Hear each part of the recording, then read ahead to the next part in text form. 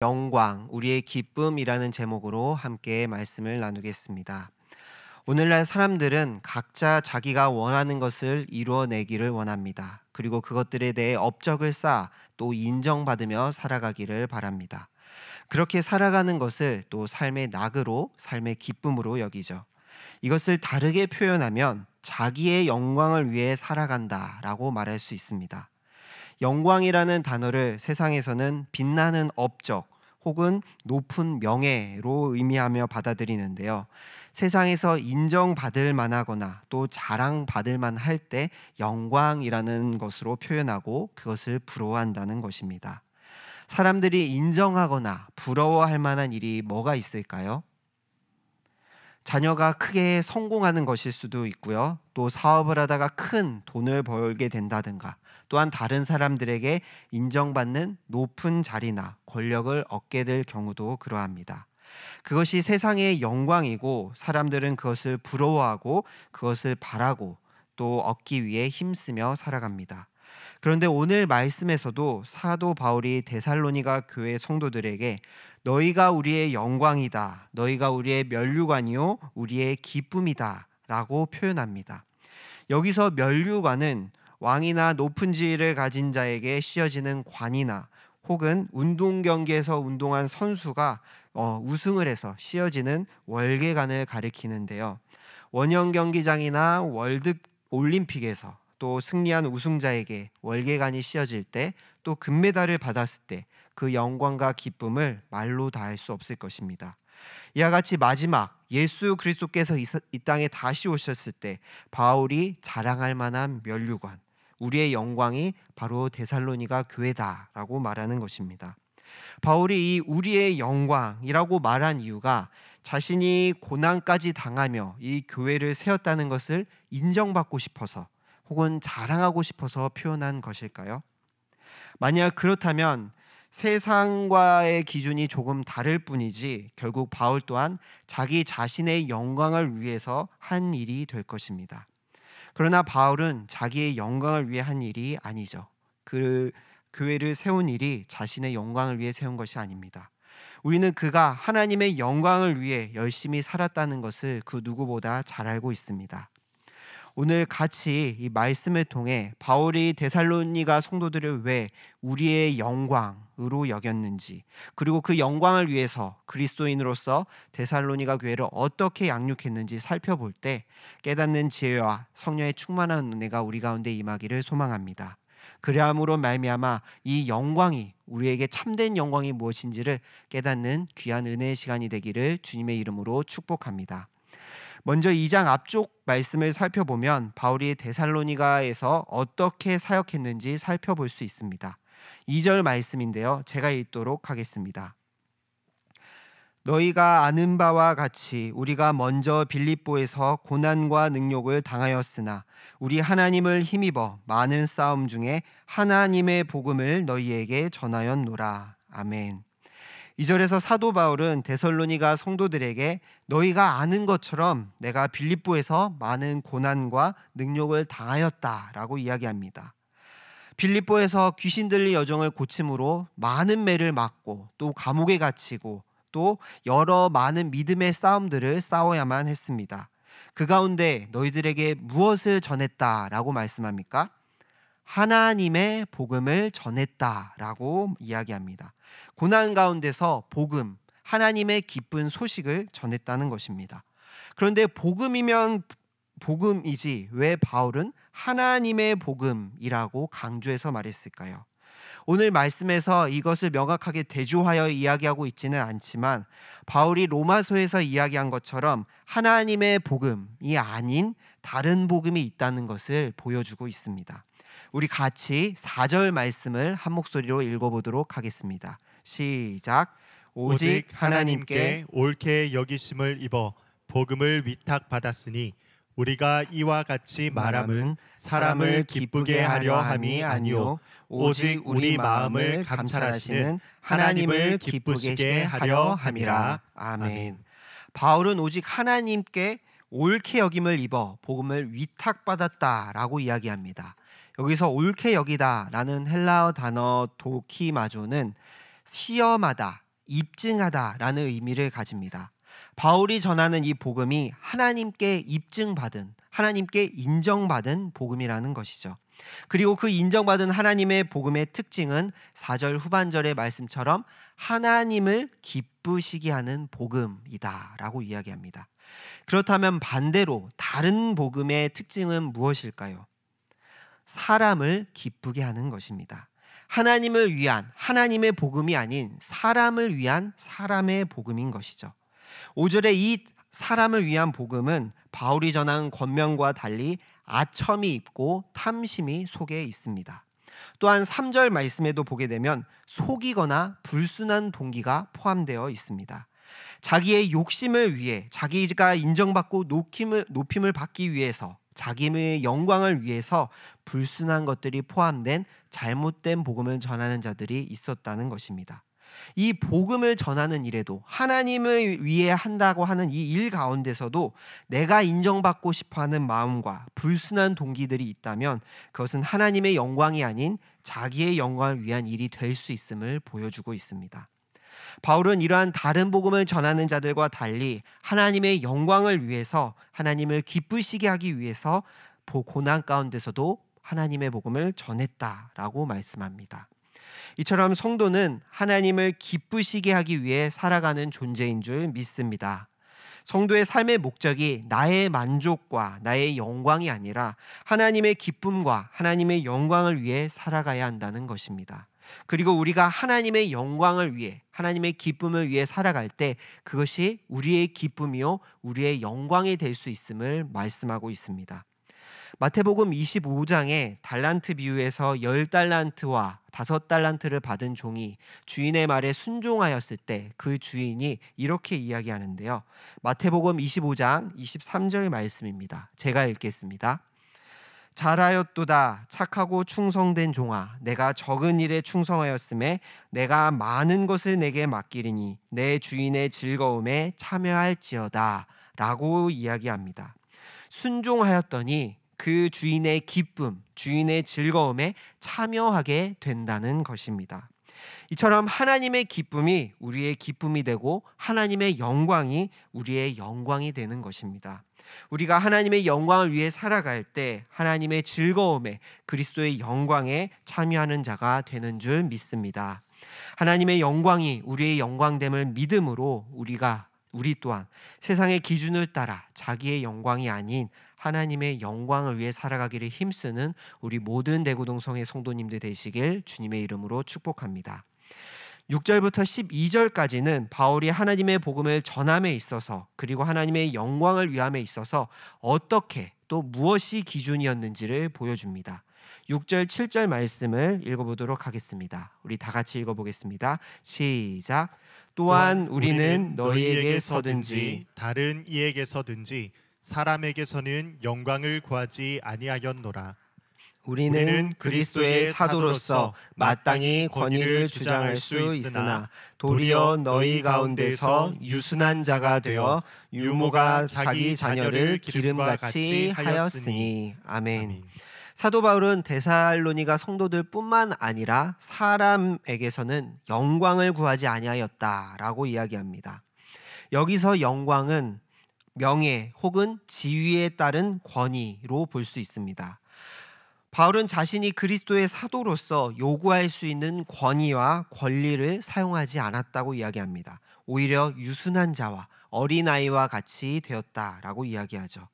바울은 왜 그랬을까요? 왜 사도임에도 불구하고 자신의 권위와 권리를 통해서 데살로니가 성도들을 대하지 않았을까요? 이에 대해 두 가지 은유로 이야기를 하고 있는데요. 첫 번째는 우리가 읽었던 것처럼 유모가 자기 자녀를 기름같이 하였다라고 말씀합니다. 부모가 자기 자녀를 기를 때는 무엇을 먹일지, 무엇을 입힐지부터 애지중지 생각하며 기릅니다. 조금이라도 잘못된 것을 먹이면 어떡하나 노심초사하며 먹이는 음식 하나, 재료 하나에도 신경 써서 먹입니다. 왜냐하면 그 누구보다 이 자녀가 잘 자라기를 바라고 또 크게 되기를 또 사랑하기 때문이죠. 그와 같이 바울은 데살로니가 성도들을 사랑하였습니다. 8절에 자신들의 목숨까지도 그들에게 주기를 기뻐할 정도로 사랑하였다라고 이야기합니다. 그래서 밤낮으로 일을 하면서도 하나님의 복음을 전하였습니다. 바울은 선교 사역을 위해서 많은 육체의 노동을 했을 뿐만 아니라 기도로 힘쓰며 가르침을 하며 밤에 잠을 제대로 자지 못할 정도로 헌신하였습니다.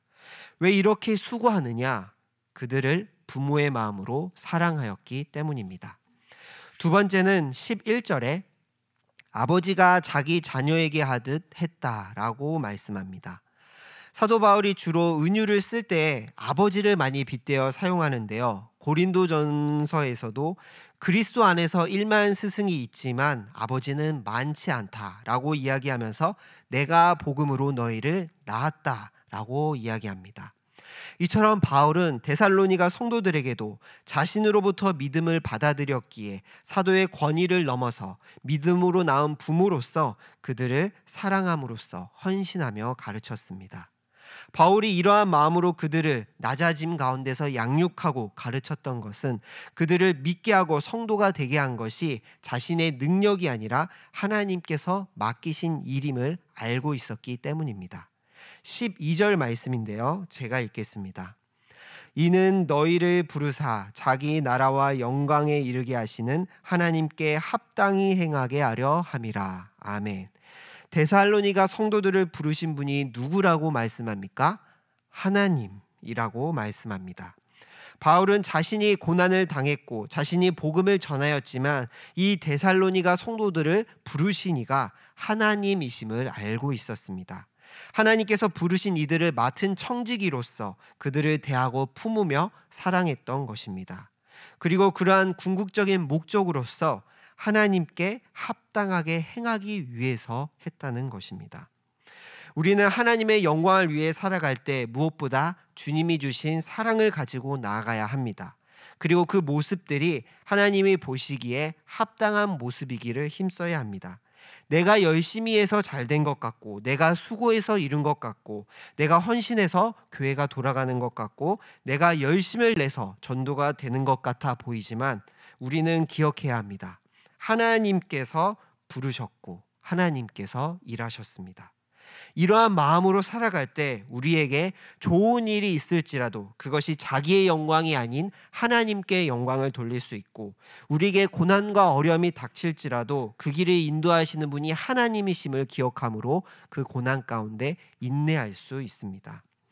우리에게 필요한 것은 우리가 하나님 앞에서 합당하게 행하고 있는가, 우리가 주인이신 하나님께 온전히 순종하고 있는가, 그것을 바라보고 있어야 한다는 것입니다. 그러할 때 하나님께서는 우리의 헌신과 수고를 통해서 하나님이 영광 받으신 일에 사용하신다는 것입니다. 우리 대구동성의 모든 성도님들이 하나님의 마음으로 이웃을 돌보며 또 교회 안의 사랑으로 낮아짐으로 섬김으로써 말미암아 하나님 보시기에 합당하게 여김받으시는 모든 성도님들 되시길 주님의 이름으로 축복합니다. 이 바울이 부모의 사랑으로 또 헌신적으로 이 복음을 전하자 데살로니가 성도들에게 놀라운 역사가 임하였는데요. 13절 말씀입니다. 우리 다 같이 13절 말씀 한 목소리로 읽어보도록 하겠습니다. 시작. 이러므로 우리가 하나님께 끊임없이 감사함은 너희가 우리에게 들은 바 하나님의 말씀을 받을 때 사람의 말로 받지 아니하고 하나님의 말씀으로 받음이니 진실로 그러하도다. 이 말씀이 또한 너희 믿는 자 가운데서 역사하느니라. 아멘. 바울이 하나님께서 부르신 자들로 믿고 그들의 사랑으로 헌신하며 섬기자 그들이 사람의 말로 바울의 말을 받는 것이 아니라 하나님의 말씀으로 받았다라고 이야기합니다. 그들이 하나님의 말씀으로 받음으로 그들이 그것을 믿음으로 진실로 그러하다라고 강조하며 바울은 하나님께 감사하고 있습니다. 그런데 이 믿음의 역사는 우리가 생각하는 것과 좀 다릅니다. 부귀영화를 누리고 이 땅 가운데 성공하고 행복하는 것으로서 역사하지 않습니다. 14절을 보게 되면 유대에 있는 하나님의 교회들을 본받았다라고 말씀합니다. 이방인인 데살로니가 교회가 유대인들의 교회를 본받았다라고 이야기하는데요. 그냥 겉으로 보면 되게 좋은 말씀 같은데 이 14절 후반절을 보게 되면 유대 교회들이 유대인에게 고난받은 것 같이 데살로니가 성도들도 동족에게 고난을 받았다라고 이야기합니다. 고난받은 것을 본받았다는 것입니다. 하나님의 말씀으로 받았는데 우리 인생에 복이 넘치고 무엇이든지 하는 대로 다 되는 역사가 아니라 세상 가운데 핍박받고 고난받는 일이 있다는 것입니다. 우리가 하나님의 영광을 위해 살아갈 때 그 길은 행복한 길, 성공의 길이 아닌 고난의 길일 수 있습니다. 그럼에도 우리가 그 길을 순종하며 걸어갈 때 그 길 끝에 하나님께서 우리를 기뻐 받아주시고 하나님의 영광에 참여하는 자가 되게 해주신다는 것입니다. 뿐만 아니라 그 길을 걸어가는 그 동안에도 보호하여 주십니다. 하나님의 말씀으로 받음으로 말미암아 데살로니가 성도들은 그 고난 가운데서 믿음을 버리고 신앙을 버린 것이 아니라 그 가운데 믿음의 역사와 사랑의 수고와 소망의 인내가 그들 가운데 있었습니다. 고난을 이길 힘을 하나님께서 그들에게 부어주신 것입니다. 주와 복음을 위해 살아갈 때, 하나님의 영광을 위해 살아갈 때 그 고난이 있을지라도 우리를 기뻐 받아주신 그 하나님으로 말미암아 끝까지 하나님의 영광을 위해 순종할 수 있는, 충성할 수 있는 우리 성도님들 되시길 소망합니다. 그러할 때 하나님께서는 그 고난 가운데서도 우리에게 하나님의 길 가운데 선한 길로 가는 그 길을 인도해 주실 줄 믿습니다. 바울은 이렇게 고난 가운데 주를 위해 살기를 힘쓰는 데살로니가 교회를 너무나 기뻐했습니다. 그래서 다시 한번 그들을 보고자 하는 마음을 다 이야기하는데요. 바로 우리가 읽은 19절에서 20절 본문 말씀입니다. 우리 한 목소리로 다시 한번 말씀을 읽어보도록 하겠습니다. 시작. 우리의 소망이나 기쁨이나 자랑의 면류관이 무엇이냐? 그가 강림하실 때 우리 주 예수 앞에 너희가 아니냐? 너희는 우리의 영광이요 기쁨이니라. 아멘. 바울은 데살로니가 성도들을 만나고 싶어 하지만 만나지 못하는 상황이었습니다. 그 가운데 데살로니가 성도들을 생각하며 너희가 우리의 영광이요 우리의 기쁨이다 라고 이야기합니다. 새 일에 3주밖에 말씀을 가르치지 못했습니다. 그러나 바울이 쫓겨나 지도자가 없는 그 상황 가운데서 데살로니가 성도들은 인내합니다. 우상 숭배를 하지 않으면 일상생활이 어려운 그 곳에서 주를 본받은 자로서 살아가기를 힘씁니다. 하나님의 말씀으로 살아가기를 힘쓰는 이 데살로니가 교회가 바울은 너무나 기뻤을 것입니다. 무엇보다 하나님께서 그들을 기뻐하시고 하나님께 영광이 된다는 사실이 너무나 기뻤을 것입니다. 우리에게도 이와 같은 마음이 있기를 소망합니다. 바울이 데살로니가 교회가 믿음으로 세워지는 것을 통해서 기뻐한 것처럼 우리 대구동성교회 공동체 안에서 서로를 사랑하고 부모의 마음으로 헌신함으로 서로가 든든히 세워지는 모습을 통해 기뻐할 수 있기를 소망합니다. 서로가 서로를 세움으로써 말미암아 무엇보다 하나님의 영광이요 하나님의 기쁨이 되고 그것이 나의 기쁨이 될 수 있다는 것을 믿음으로 깨닫는 우리 성도님들 되시길 소망합니다. 그래야 그 선한 영향력이 이 교회 안에만 머무는 것이 아니라 복음을 전하는 그 자리 가운데서도 또 다른 교회를 세우고 섬기는 그 자리 가운데서도 우리의 기쁨이라는 것을 믿음으로 생각하시길 소망합니다. 이러한 마음으로 날마다 하루하루의 삶 가운데 나의 영광이 아닌 나의 자랑과 나의 기쁨이 아닌 하나님의 영광과 하나님의 기쁨 위에 살아가기를 힘쓰는 대구동성의 모든 성도님들 되시길 주님의 이름으로 축복합니다. 기도드리겠습니다.